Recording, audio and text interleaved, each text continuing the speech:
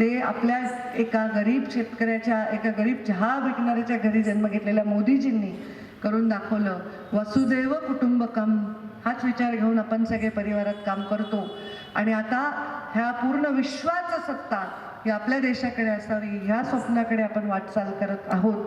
अशा वेळी विवेकानंदांचे विचार का नाही ऐकायचे? तरुणांनी ऐकलेच पाहिजे असं मला वाटतं. आणि म्हणून अशा चांगल्या कार्यक्रमांची परंपरा राखल्याबद्दल मी दीनदयाळ बँकेतील सगळ्या टीमचे अभिनंदन करते. आणि आपण अशीच परंपरा राखा. आमचे पुढे येणारी पिढी आम्हाला चांगल्या पद्धतीने ओळखेल. आताच्या काळात ते शक्य नाही तसं. मीडियाच्या काळात, सोशल मीडियाच्या काळात, यूट्यूब तर कोणी पण आज एक चॅनल काढतं, काहीही बातम्या लावतं, कोणाचीही चारित्र्य म्हणून कोणाविषयी काहीही बोलतं. पण शेवटी सत्य हे इतकं प्रखर असतं, इतकं तेजस्वी असतं, ते बाहेर येत असतं.